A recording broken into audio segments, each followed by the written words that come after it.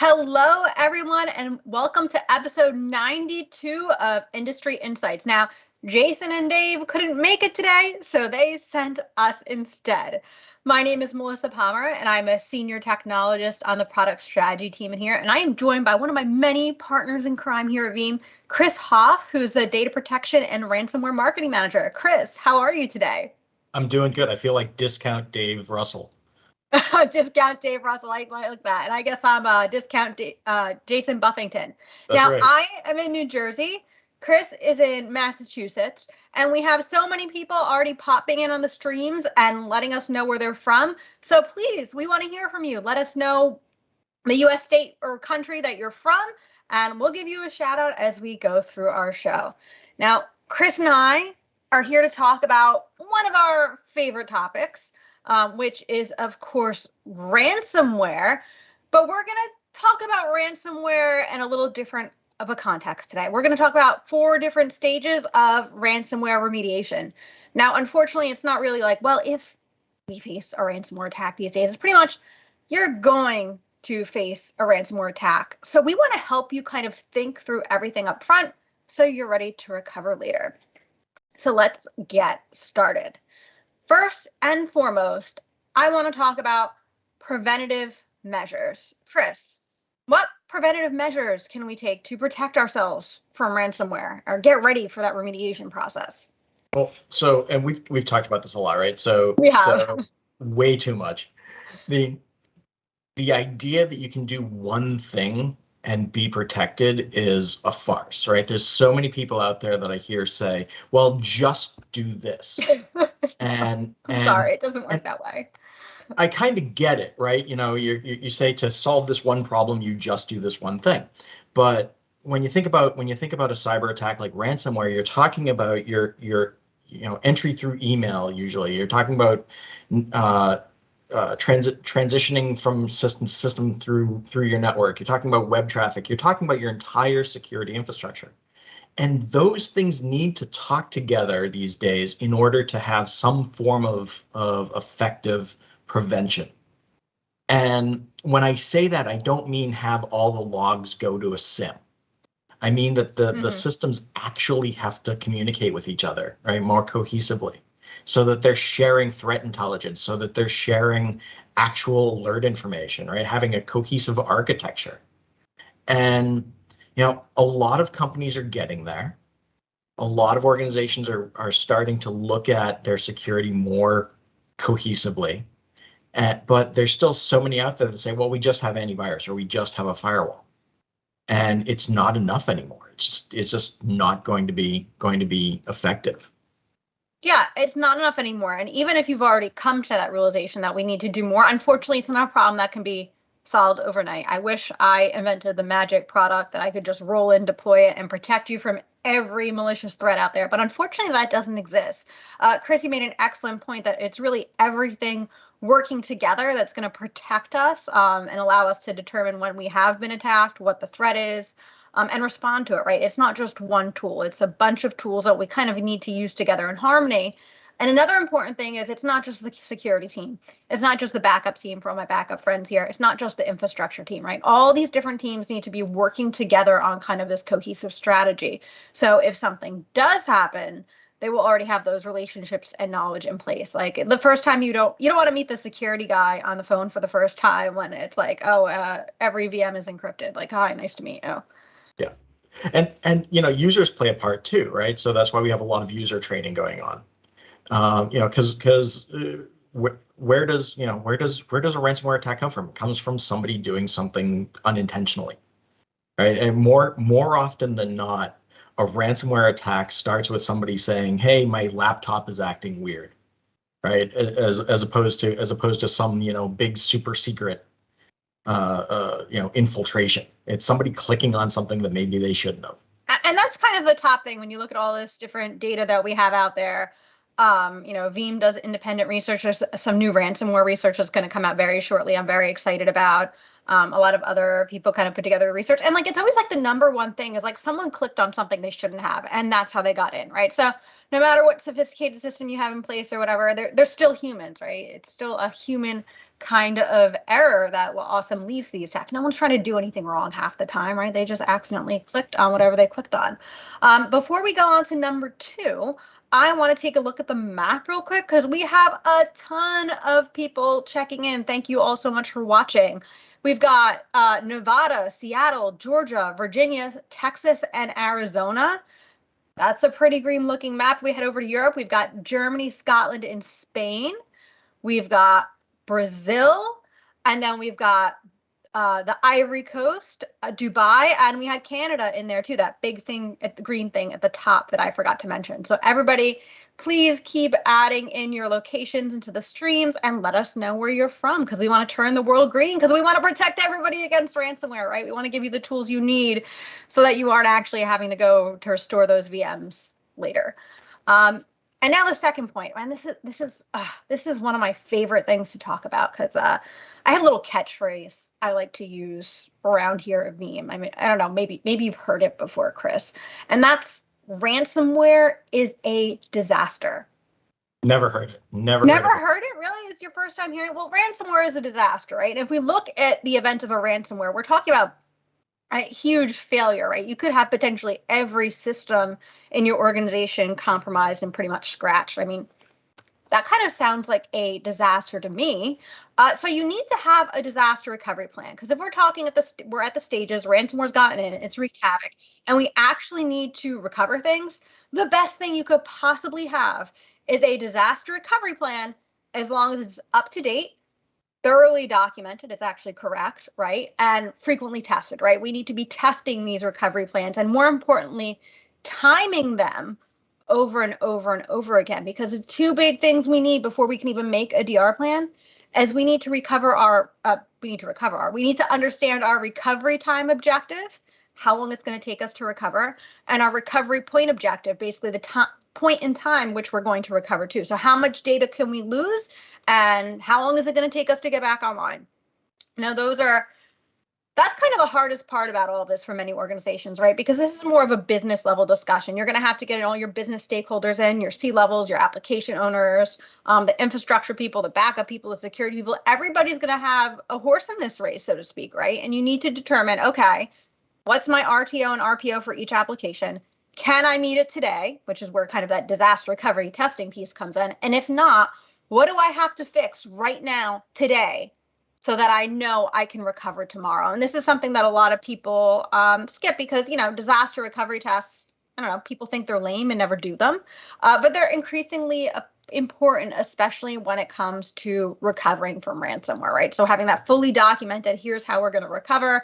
And by the way, we know we can recover in the right amount of time. And it's also important to realize that recovery plan is a team. It means it's a team sport, right? It is a team sport. You're not talking about just recover. There's that word again, just. You're not talking about just recovering the data, right? As the backup admin, you're probably not the one making the decision what data is being restored. It's probably coming from that incident response team that's doing the investigation. And those folks are going to be the ones who determine, the who, what, when, why, how of the incident. And so, you need to have good relationships, to your point earlier, Melissa, with those folks, because you don't want to meet the security people for the first time when they're coming in to tell you that there's been a problem. Yeah, exactly. And kind of tying into disaster recovery, because disaster recovery isn't always a more technical thing too, right? We have those business feeds coming in. So we have the business continuity piece as well, right? And knowing our recovery objectives and then knowing how to meet them, right? We might go through this exercise and be like, wow, this application is so critical, we're not protecting it correctly. So we need to change our data protection accordingly, which brings me to my next segue. There's a little thing that there's this company, it starts with a Veeam. Veeam, is this the company? And they're known for doing one thing really well, and that's protecting your data, right? So let's talk about backups, because backups are really your last line of defense against ransomware, right? If they got in, if someone clicked something, if you had a malicious actor, no matter how this happened, backups are what you're going to have at the end of the day. So you need to ensure you have working backups, right, Chris? you can't protect what you can't see, right? So same thing's true in the backup world. You can't recover it if it wasn't backed up right. Yeah, exactly. And another really important thing is, again, making sure that you can recover it and it was backed up correctly. But it ties back to meeting that recovery point objective as well. Make sure that your data protection is working correctly, right? If I have a backup job that runs every 12 hours because I have a 12-hour RPO and this job hasn't run for 3 days, guess what? I can't actually meet those values and I can't meet these business requirements that I have. And my friend Randy is on here. Lee is an SE here at Veeam, and he says instant virtual Monday recovery. I like that a lot. IVMR. I like that a lot. So that's really important is, again, making sure that we take your Victor, another good comment, take your security team to happy hour regularly. Yeah, absolutely. Everybody should get to know the security team. That's very important. So we want to find issues with the data protection to make sure that we are backing up things and everything's working as expected. But we also have to make sure everything's backed up, right? Because I can't recover something if I never actually backed it up in the first place. So as Chris pointed out, as we were prepping for this, creating your DR plan is a great way to then go make sure all of your assets are protected, right? Because I went through this whole big exercise of mapping application dependencies and improving business value. And theoretically, now I know what's in this app. Do I have it backed up? That's a really important question that we need to ask ourselves, right, Chris? Absolutely. And backup's important, but recovery time is also important because we're seeing the data protection report says that 76% of organizations that we surveyed were hit by ransomware, and that's echoed through other independent reports as well. And we're seeing in our upcoming ransomware report that an average of 47% of data gets encrypted. When you couple that with the fact that between 64 and 69% of your data is recoverable, or to put that another way, between say 40, let's call it 40% of your data is 35 to 40% of your data is going to get lost. Knowing that your backups are going to work and that you can recover is huge. The other piece of that is that organizations are paying the ransom not because it's the right thing to do, it's obviously not, but because it's perceived to be the fastest thing to do. And that's insane. Colonial Pipeline, I keep saying it. Colonial Pipeline paid $4 million to get their data back because it was faster than using their non-green backup system. Exactly. And again, this ties back to disaster recovery because we know I talk a lot about ransomware and disaster recovery, right? By doing those disaster recovery tests, those real world full-scale tests, you will know how long it takes to recover. And if you can't meet those recovery times, guess what? You can make changes in your infrastructure. You can make changes in the way you're protecting your data so you can meet them now. So now is the time to test all this stuff out so you're not stuck paying the ransom because you think you're going to recover faster. By the way, these people encrypted all of your stuff and they're criminals. Are you really going to trust their decryptor key? Like, the integrity of that data is gone and you need to restore from backup anyway. It's just, this whole thing is crazy. And you know what else is crazy, Chris? What's that? How many people are watching our stream right now? So let's head back to this map and take a look. We've added a couple more US states. Welcome Florida and Michigan. And then we've added Armenia, Lebanon, Italy, France, and Romania. We've also added Mexico, Saudi Arabia, Lebanon, and Egypt, and Vietnam. So we have a ton of viewers today. I'm glad that everybody is really kind of taking the time to help learn what you can do to recover. And that kind of brings us to our fourth tip, which is actually one of my favorites and something that a lot of people don't think about or don't want to think about or whatever, but it's really like truly the number one thing you can do to make sure that you are ready for a ransomware incident, and that is have incident responders on retainer. What do you think about that idea, Chris? I think it's goes back to team sport analogy that we used earlier, right? Because there is a gap in, or I should say it like this: there's only so much that your IT and security team can know, and being able to pull in experts to be able to say what data has been affected, what you need to do to recover is going to be key, and it's actually becoming part of cyber insurance policy. Yeah, it is too. I've seen that a lot lately when I spoke to customers and they say, oh, we're looking at a new cyber policy. And guess what? There's incident response in there. I'm like, yeah, I hope so. And more organizations are realizing that they need help, because you know what? You can call your vendors and get help. You can call Veeam support and get help. Absolutely. As a matter of fact, in our ransomware survey that's coming out next week, 55% of the respondents said that they engage with their vendors. But being able to have somebody who's dedicated, to reverse engineering malware and understanding how it's going to impact your network is going to get you back up and running faster. And I'll throw out another statistic for you that we found is that on average, it takes between 1 and 2 weeks to get back up and running from a ransomware attack. And I don't know many companies who can afford to stay down for 2 weeks. Yeah, and I think this is where if you don't have a security background, it's kind of difficult to understand what exactly goes down in the event of a ransomware attack, right? Like I go log in, oh look, my VM's encrypted. Oh no, what do I do, right? I alert everybody up the chain, and the first thing that's going to happen is the security incident response process is going to start, whatever that looks like in your organization. Now, it's probably going to be a call to one of these incident response firms saying, hey, guess what? We've been hit. They'll probably start doing stuff immediately remotely. They'll send people on site, right, to start working. And your actual recovery from the ransomware incident is really going to depend on what these incident responders find when they start digging in, right? In some cases, it can be simple. It could be like, well, today is May 9th.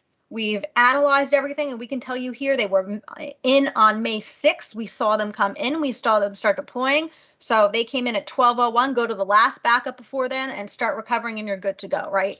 In other cases, it's not cut and dry, right? It really depends. And another thing I've started saying is every disaster is different, right? Every ransomware attack is different too. A lot of people who've seen me before, I have a very heavy VMware background. And there's actually ransomware variants and actors that go after your ESXi environment, right? So they'll trash that. And then where are you going to recover to? Well, you're not going back to ESXi because that's compromised too. You have to rebuild that first. So a lot of the disaster recovery planning and making sure your backups are good and the testing become really important, because you might have to test different recovery methods. You might want to make sure that you cover all your bases. I'm going to restore in place. Well, that might not work. I'm going to go to my DR site. Well, what if that's gone too? Maybe I have a copy of my backups at a service provider. That's a really good place to put them, right? I can recover my service provider. Maybe I want to go public cloud for recovery, right? It all depends. And again, it's about kind of putting in the work up front right now to kind of iron out those kinks, figure out what your options are. So when something happens, when disaster known as ransomware strikes, you know exactly what to do, right? Because you're ready for it. And the worst possible time that you hear somebody say, well, I think it works like this or it should work like that is in the middle of a crisis, right? I think. I don't know. I restored a VM once. So I think we're good to go here, right? Like I restored one VM, so we should be able to do this. And it's amazing too that we think about even cyber attacks in kind of a silo, right? But ransomware can be the last stage of a larger attack. That, yeah, absolutely. It's essentially like throwing a grenade in the room after you've pillaged after you've stolen all the data and trashed the place and done exactly. who's know what. Let's just blow it all up before we exactly go. And you can have, in a similar way, you can have booby traps that are set. I've actually seen in previous lives organizations that thought that they were recovering from a cyber attack, but they actually shut down what turned out to be a proxy server to the bad guys. And once the bad guys lost communication, the entire network self-destructed. So you need to somebody had a bad day. You need to have those experts to understand exactly what's going on before you click that restore button, or before you start blocking things at will. All right, so we have a couple questions in the chat, and some people are saying how to protect Veeam itself, including backup from ransomware. A lot of different things, right? So if we're talking about ransomware and our backups, a couple different things. We have Veeam One that can kind of actually look at a bunch of things inside your backups. It'll look at like they call it the suspicious incremental backup alert, I think, where they'll look at your backup increments, and when they start to grow, that's a sign that suddenly have a lot more data. You might want to take a look. That's a really good thing. If you are in a ransomware situation, we do also have our secure restore technology, which will scan those backups as they're restoring for ransomware. And I'm trying to think there's a lot of stuff we could do with Veeam. And the best thing about don't forget about the basics. Don't forget about the basics of immutability. I was just gonna like have one copy of my data, stick it under my desk and hope for the best. I shouldn't do that, Chris. Yeah, no. You need to put the tapes in the trunk of your car. Tapes in the trunk of my car. Yeah, that's a good point. And having immutable backups, right? If you have an immutable backup, your backup can't be modified and it can't be deleted. And as far as your Veeam server itself, we literally do not care about your Veeam server. With our portable data format, it's just a matter of having a new Veeam server, scanning your backup, and you're off to the restore races. I've done that myself. When my Veeam server got hit by ransomware in the public cloud, it's one of my favorite stories to tell, but I'll spare you from that all today. And there's some basics too, like using two-factor authentication, right? Yeah. Turn on two-factor authentication. Don't reuse passwords. If there's one thing that companies can do to make their users' lives better, is go get them a password manager. Just give it out. Give it out. Please give it out. Please do. Plug for whatever your favorite password manager is. Just like if it's easy for users to change passwords and not reuse them and not write them on Post-it notes right in front of their monitor, do that. Thanks, Chris. So let's summarize real quick. There's a bunch of preventative measures you can take, all sorts of wonderful tools you could put in your environment. Take a look at your network. Security tools, analysis tools, backup tools, right? You want to have that all in there. You want to have a good understanding of each tool you use, how it communicates, how it gets data, and more importantly, you want the teams to get to know each other. A really good way for everybody to get to know each other is to work together, coming up with a disaster recovery plan. So you know your applications, you know the recovery objectives, you know what they consist of, and then you can test recovering them like a real world disaster. So you know you're ready to recover at a moment's notice. Really important to have those backups. We mentioned immutability a little bit here. You want to have an immutable copy of your data and make sure everything is backed up, right? Because if it's not backed up, you can't actually recover it from ransomware. And last but certainly not least, this is something Chris and I have been talking about more and more, is we want to have incident responders on retainer, right? If something goes wrong, we want to be able to call in the experts so we can start the recovery and the discovery process of what actually happened as quickly as possible. So thank you, Chris. I love talking ransomware with you. We did a webinar last week. We got some more queued up.